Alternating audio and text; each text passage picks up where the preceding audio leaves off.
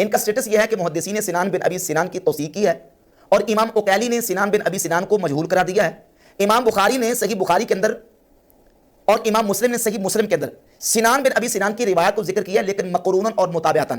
امام بخاری مقروناً روایت لے کے ہے 2910 نمبر، یعنی سنان بن ابی سنان کی روایت کو لائے ہیں لیکن مقروناً ابو سلمہ بن عبد الرحمن کے ساتھ، اور امام مسلم بھی سنان بن ابی سنان کی روایت کو لے کے ہیں متابعات اور شواہد میں، اور وہی ابو سلمہ بن عبد الرحمن ان کا مطابق امام مسلم رحمۃ اللہ نے ذکر کیا۔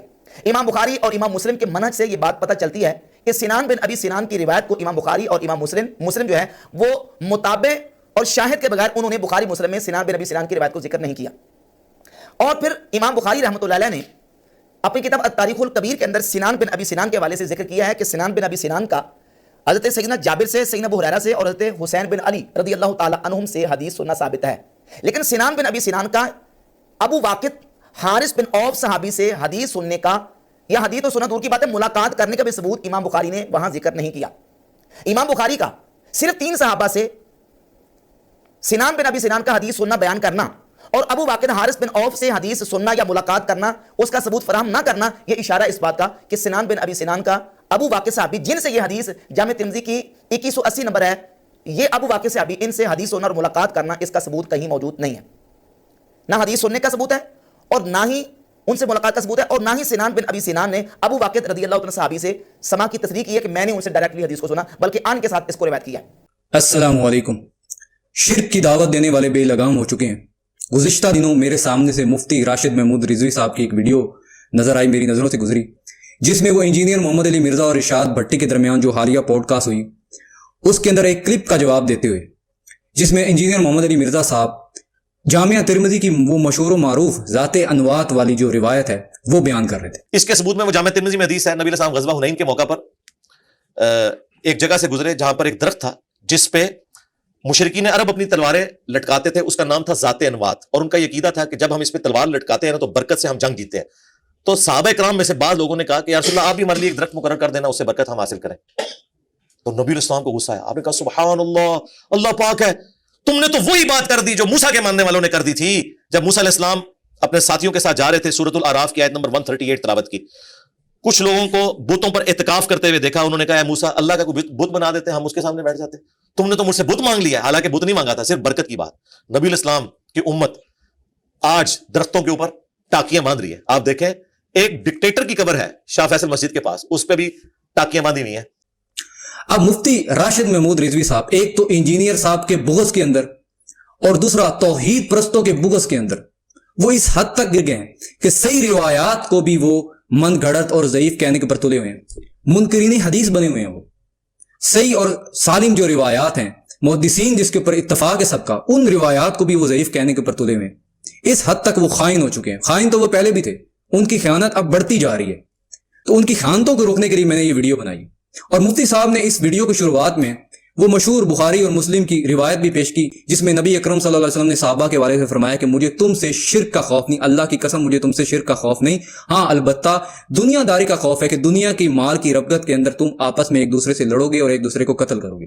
رسول اللہ صلی اللہ علیہ وآلہ وسلم نے ارشاد فرمایا کہ مجھے اس بات کا خوف نہیں ہے کہ تم میرے بعد شرک کرو گے، ہاں مجھے اس بات کا خوف ہے کہ تم دنیا کی محبت پہ پھنس جاؤ گے۔ حضور نے تو بخاری مسلم کی حدیث کے اندر شرک کی نفی فرما دی امت سے۔ اب اس روایت کو تو میں اینڈ پہ بیان کروں گا، سب سے پہلے مفتی صاحب کے اعتراضات کے اوپر آ جائیں۔ ویڈیو کی شروع میں مفتی صاحب نے جو پہلا اعتراض کیا وہ یہ تھا کہ وہ یہ فرماتے ہیں کہ یہ جو ذات انوات والی جامعہ ترمذی کے اندر روایت ہے، اس کے حوالے سے وہ یہ کہتے ہیں کہ اس کے اندر ایک راوی ہے سنان ابن سنان، اس کے حوالے سے یہ کہتے ہیں کہ امام قتیلی نے یہ کہا ہے کہ یہ راوی جو ہے مجہول ہے۔ ان کا سٹیٹس یہ ہے کہ محدثین سنان بن ابی سنان کی توثیق کی ہے اور امام اکیلی نے سنان بن ابی سنان کو مجہول قرار دیا ہے۔ سب سے پہلے جو حدیث کے اوپر اعتراض کرنے کی انہوں نے بنیادی وجہ کی وہ امام قتیلی کا یہ قول تھا۔ اس کے اوپر مفتی صاحب کو سادہ سا جواب ہے کہ بہت سی روایات آتی ہیں اور ان میں کچھ آدمی جو ہے، ہر بندہ جو ہے وہ دوسرے کی شخصیت سے پوری طرح واقف نہیں ہوتا، محدثین میں بھی ایسا ہوا کرتا تھا، اور کوئی کسی کے حوالے سے یہ ایسا دعویٰ کر دے تو کیا اس کی ساری روایات اور یہ روایت بھی اس کی ساری منقطع ہو جائے گی صرف ایک شخص کے کہنے پہ؟ نمبر 2، مفتی اور بڑی خیانت تھی اور ایک اور بڑا جھوٹ تھا جو امام بخاری کے اوپر مفتی صاحب نے لگایا۔ مفتی صاحب یہ کہتے ہیں کہ امام بخاری کی کتاب ہے التاریخ الکبیر، جس کے اندر امام بخاری رحمۃ اللہ علیہ یہ کہتے ہیں کہ سنان ابن سنان جو ہے انہوں نے 3 صحابہ سے روایات جو ہیں وہ نقل کی ہیں، جن میں ابو ہریرہ، جابر اور اس کے بعد حسن بن علی۔ تو اس میں مفتی صاحب نے اپنی طرف سے جملہ ایڈ کیا کہ امام بخاری نے یہ کہا کہ صرف 3 صحابہ سے روایات آئی ہیں، اور اس کے علاوہ جو ہے مفتی صاحب نے امام بخاری کے کھاتے میں ایک اور بات بھی ڈالی کہ امام بخاری نے یہ کہا کہ اس کے علاوہ تو سنان کی کسی سے کوئی ملاقات بھی نہیں ہے اور نہ کسی سے کوئی روایت ہے۔ یہ امام بخاری کے اوپر تہمت لگائی۔ امام بخاری کا صرف 3 صحابہ سے سنان بن ابی سنان کا حدیث سننا بیان کرنا اور ابو واقد حارث بن عوف سے حدیث سننا یا ملاقات کرنا، اس کا ثبوت فراہم نہ کرنا، یہ اشارہ اس بات کا کہ سنان بن ابی سنان کا ابو واقد صحابی جن سے یہ حدیث جامع ترمذی کی 2180 نمبر ہے، یہ ابو واقد صحابی ان سے حدیث سننا اور ملاقات کرنا، اس کا ثبوت کہیں موجود نہیں ہے۔ امام بخاری نے یہ کہا، امام بخاری نے جسٹ راوی نقل کی ہے مفتی صاحب، یہ کہا ہے کہ 3 صحابہ کرام سے جو ہے یہ روایت آئی ہے۔ کہیں سے اس کتاب کے اندر میرا مفتی صاحب کو چیلنج ہے، کسی ایک جگہ میں مفتی صاحب یہ دکھا دیں کہ امام بخاری نے یہ کہا کہ صرف ان 3 صحابہ سے سنان نے روایت دی، ان کے علاوہ کسی سے لی ہی نہیں، اس کے علاوہ تو اس نے کوئی کال ہی نہیں کیا، اس کے علاوہ اس کی کسی صحابی سے ملاقات بھی ثابت نہیں۔ اس کا آپ کو قیامت تک کے لیے ٹائم ہے۔ اور تیسرے نمبر پر مفتی صاحب نے جو اعتراض کیا، وہ اعتراض صاحب یہ کہتے ہیں جامع ترمذی میں یہ جو روایت ہے ذات انواد والی، اس میں جو صحابی ہیں ابو واقد لیثی حارث بن عوف رضی اللہ تعالیٰ عنہ، وہ یہ کہتے ہیں کہ سنان ابن سنان کی ان سے ملاقات ہی نہیں ثابت، ان سے سماع ہی نہیں ثابت۔ اور مفتی صاحب کا اس کے ساتھ ایک اور دوسرا دعویٰ کہ سنان ابن سنان جو ہے وہ مدلس ہیں اور ان سے روایت کر رہے ہیں۔ اور مفتی صاحب آپ واقعی ہی مفتی ہیں؟ یہ مفتی صاحب نے منہ مانگی موت مانگی۔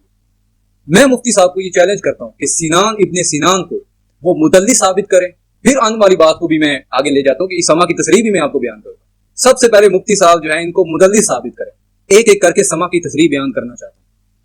سب سے پہلے علم رجال کی کتابوں کے اوپر آ جاتے ہیں۔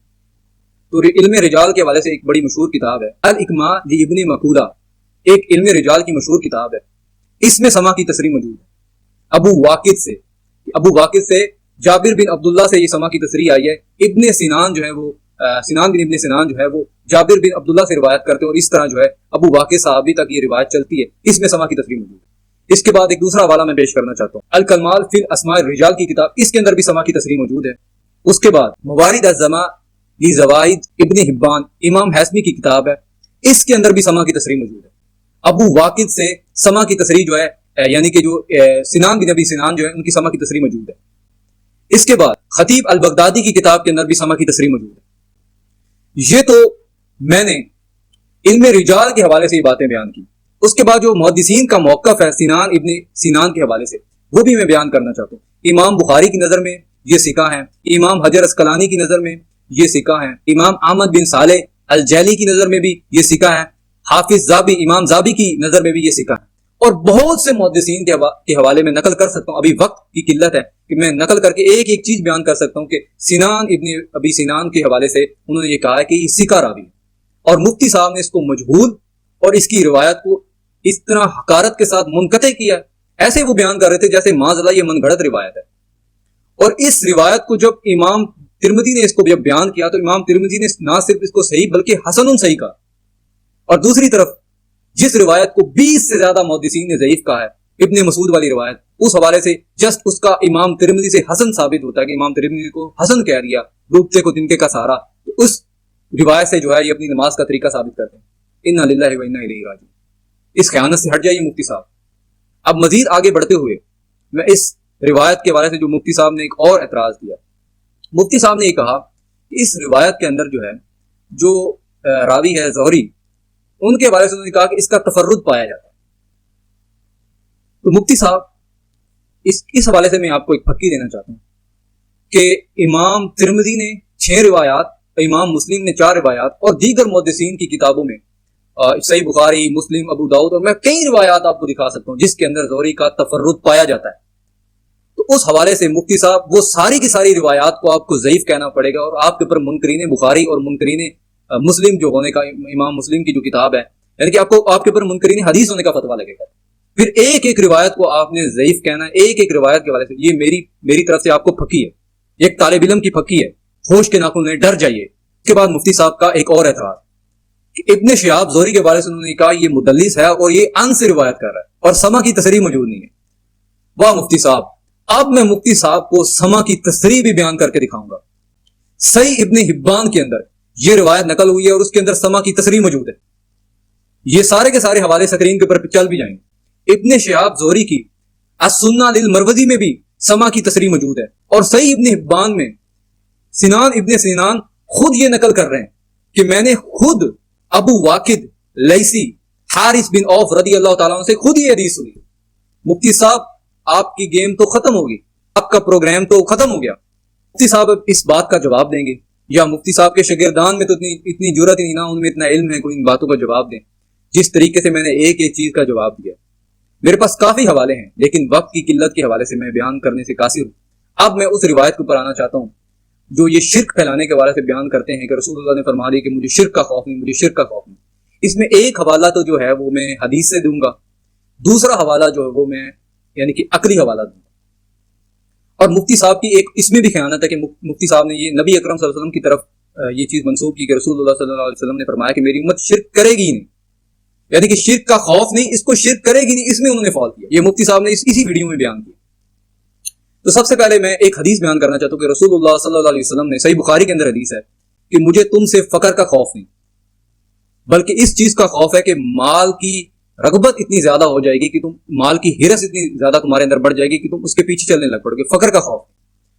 تو میرا ایک سوال ہے کہ کیا امت کے اندر آج سب کے سب غنی ہیں, امت میں سب کے سب مالدار ہیں؟ کیا ہماری امت کے اندر غریبی نہیں پائی جاتی؟ کیا امت کے اندر فقر نہیں پایا جاتا؟ تو مفتی صاحب کو یہ حدیث کے اندر پکی والا جواب ہے. اور نمبر دو جو میں عقلی جواب دینا چاہتا ہوں کہ ایک آدمی بالفرض یہ کہہ دیتا ہے کہ مجھے موت کا خوف نہیں, اس سے کیا اس کو موت نہیں آنی؟ یہ عقلی جواب ہے. امید ہے جو لوگ سن رہے ہیں ان کی سمجھ میں یہ جواب آ جائے گا. ان خیانتوں سے مفتی صاحب باز آ جائیے.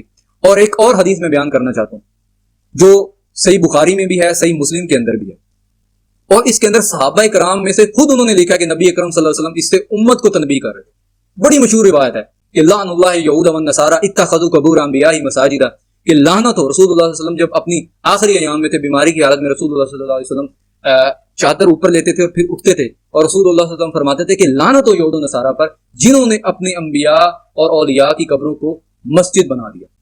تو صحابہ کرام فرماتے ہیں کہ یہ رسول اللہ صلی اللہ علیہ وسلم امت کو تنبیہ کر رہے تھے, اور امت کے اندر صحابہ کرام بھی آتے ہیں اور آج کے مسلمان بھی آتے ہیں. جو حدیثوں کے اندر بھی آپ کہہ رہے تھے کہ یہ حدیث صحابہ کرام کے لیے ہے, یہ عام امت کے لیے. رسول اللہ صلی اللہ علیہ وسلم کا فرمان جو ہے وہ تمام امت کے لیے. رسول اللہ صلی اللہ علیہ وسلم کا صحابہ کو کسی حوالے سے تنبیہ کرنا وہ تمام امت کے لیے. رسول اللہ نے یہ صحابہ کو ہی فرمایا تھا کہ صحابہ کو گالی نہ دو, تو یہ روایت امت کے اوپر اپلائی نہیں ہوگی. اور پھر مفتی صاحب نے یہ سنان ابن سنان والی ذاتی انوات والی جو روایت ہے, اس کو صحیح بخاری کی جو روایت ہے کہ رسول اللہ صلی اللہ علیہ وسلم ایک درخت کے نیچے آرام فرما رہے تھے, اور اسی دوران صحابہ کرام بھی جو ہے وہ نیند کی حالت میں چلے گئے. تو ایک مشرک جو ہے رسول اللہ صلی اللہ علیہ وسلم کے اوپر, مشرکین ادھر اپنی تلواریں لٹکاتے تھے, تو ادھر سے ایک مشرک نے تلوار لی اور رسول اللہ صلی اللہ علیہ وسلم کے اوپر آ گیا. مختصر میں بیان کروں تو رسول اللہ صلی اللہ علیہ وسلم فرمایا, رسول اللہ صلی اللہ علیہ وسلم کو اس مشرک نے فرمایا کہ اب اے محمد تمہیں مجھ سے کون بچائے گا؟ تو رسول اللہ صلی اللہ علیہ وسلم نے فرمایا کہ اللہ. تو اس کے ہاتھ سے وہ تلوار گر گئی. اب مفتی صاحب جو ہیں اور وہ ایمان لے کے آ گئے. مفتی صاحب نے اس روایت کو اور ذات انوات والی روایت کو مشابہت کہا ہے کہ اس میں مشابہت پائی جاتی ہے. سبحان اللہ. ایک طرف تو صحابی بھی اس روایت میں الگ ہے, دوسری روایت میں صحابی الگ ہے. دونوں روایات ایک دوسرے سے بالکل مختلف ہیں. تو مفتی صاحب کو اس میں مشابہت نظر آ گئی. تو ادھر میں مفتی صاحب کو یہ ذرا بتانا چاہتا ہوں کہ جو صحیح مسلم کے اندر جابر بن سمرہ والی روایت ہے جس میں راوی بھی سیم ہے جابر بن سمرہ اور روایت بھی وہی ہے, اس میں یہ خیانت کرتے ہیں یہ سارے کے سارے جو احناف کے مفتی ہیں, اور یہ بھی جو مفتی راشد رضوی صاحب ہیں یہ بھی خیانت کرتے ہیں. یہ تو ان کا دوسرا نام ہی خائن ہے. اس میں یہ کہتے ہیں کہ یہ دونوں روایات ہی الگ ہیں جبکہ وہ ایک مقام کی بات ہوگی. اللہ کا خوف کیجیے. اور میں عوام کے بارے سے کہتا ہوں کہ میری ویڈیو کو تعصب کی اینک کو اتار کر, تعصب کی جو پٹی آپ کی آنکھوں کے اوپر بندھی ہوئی ہے اس کو اتار کر میری ویڈیو کو تجزیہ کیجیے.